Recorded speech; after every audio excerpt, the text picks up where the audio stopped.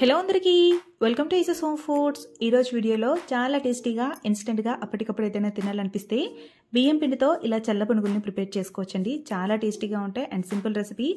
అస్సలు ఆయిల్ అనేది పీల్చకుండా ఎలా ప్రిపేర్ చేసుకోవాలో ఇంచ్ టు ఇంచ్ ఈ వీడియోలో నేను చూపిస్తున్నాను. దీనికోసం ముందుగా ఒక బౌల్లోకి 1 కప్పు వరకు బియ్యం పిండిని, 1/2 కప్పు వరకు మైదా పిండిని తీసుకోవాలి. మైదా పిండికి బదులు గోధుమ పిండి అయినా తీసుకోవచ్చు.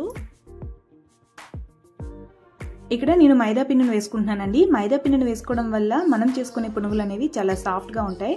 గోధుమ పిండితో అయితే కాస్త గట్టిగా వస్తాయండి, అందుకని నేను ఇక్కడ మైదా పిండిని వేసుకున్నాను. అలానే 1 టేబుల్ స్పూన్ గోధుమ రవ్వని, 1/2 కప్పు వరకు చిక్కటి పెరుగును వేసుకుంటున్నానండి. పెరుగు అనేది కాస్త పులుపుగా ఉంటే పునుగులు అనేవి చాలా బాగుంటాయి.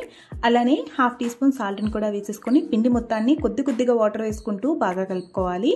కన్సిస్టెన్సీ అనేది మరీ సాఫ్ట్గా ఉండకూడదు, అలానే మరీ గట్టిగా ఉండకూడదండి. ఇలా ఇక్కడ నేను చూపించిన విధంగా ప్రిపేర్ చేసుకోండి. పిండి అనేది చక్కగా పునుగులు అనేవి వేసుకోవచ్చు. ఎలా వేసినా రౌండ్ షేప్లో ఈజీగా వచ్చేస్తాయి. అలా కాకుండా పిండి అనేది కాస్త పల్చనైనా, లేదంటే పిండి అనేది కాస్త గట్టిగా ఉన్న ఆయిల్ అనేది ఎక్కువ పీల్చేయచ్చు. సో ఇక్కడ నేను చూపించిన విధంగా పిండిని కాస్త సెమీ సాఫ్ట్గా కలిపేసి మూత పెట్టేసి ఒక 1 అవర్ పక్కన పెట్టుకోండి.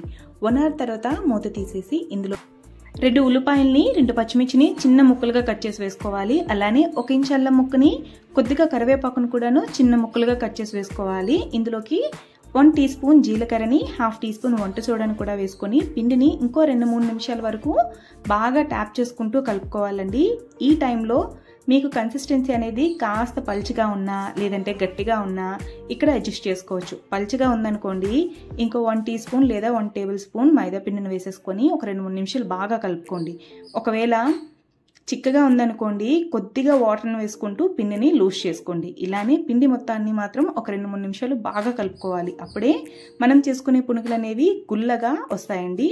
ఇలా మొత్తంగా పిండిని కలిపేసుకొని ఈలోపు డీప్ ఫ్రైకి సరిపడా ఆయిల్ పెట్టుకోవాలి. ఇలా ఆయిల్ పెట్టుకొని ఫ్లేమ్ అనేది మీడియం ఫ్లేమ్లో పెట్టుకోండి. బట్ ఆయిల్ అనేది మాత్రం కాస్త వేడిగా ఉండాలి. ఇలా వేసుకుంటేనే పునుగులు అనేవి చాలా పర్ఫెక్ట్గా వస్తాయండి, గట్టిపడకుండా. ఇలా వాటర్ డ్రాప్లా విడిచిపెట్టుకుంటున్నాను నేనైతే. మీకు ఒకవేళ ఇలా కనుక రాకపోతే చక్కగా చేత్తో చిన్న డ్రాప్స్గా వేసేసుకోండి. ఇలా మొత్తంగా అన్నింటినీ వేసుకున్నాక మీడియం ఫ్లేమ్లో పెట్టుకొని వీటిని ఒక 2 నిమిషాలు కదపొద్దు. ఇలా కదపకుండా విడిచిపెట్టేస్తే చక్కగా ఒకవైపు ఫ్రై అయిపోతాయి. అప్పుడు రెండో వైపు ఒక ఫోక్తో టర్న్ చేసుకుంటూ వీటిని మొత్తంగా లైట్ గోల్డెన్ కలర్ వచ్చేంత వరకు ఫ్రై చేసేసుకోండి. ఇలానే అన్నింటినీ ప్రిపేర్ చేసుకోండి. ఇలా ప్రిపేర్ చేసుకున్నాక ఆయిల్ మొత్తం స్ట్రెయిన్ అవుట్ చేసేసుకొని వేరేగా ఒక బౌల్లోకి తీసుకోండి. వీటిని పల్లి చట్నీతో కానీ, లేదంటే టమాటో చట్నీతో కానీ సర్వ్ చేసుకుంటే చాలా టేస్టీగా ఉంటాయి. అలా కాకపోయినా ప్లెయిన్గా ఇలా తినేసినా కూడాను చాలా బాగుంటాయండి. ఇందులో ఆనియన్స్, పచ్చిమిర్చి, అల్లం వేస్తున్నాం కాబట్టి చాలా టేస్టీగా ఉంటాయి. ఒకసారి మీ ఇంట్లో మీరు కూడా ట్రై చేయండి. రెసిపీ చాలా ఈజీగా ఉంటుంది. పైన క్రిస్పీగా, లోపల సాఫ్ట్గా పిల్లలు ఎంజాయ్ చేస్తూ తింటారు.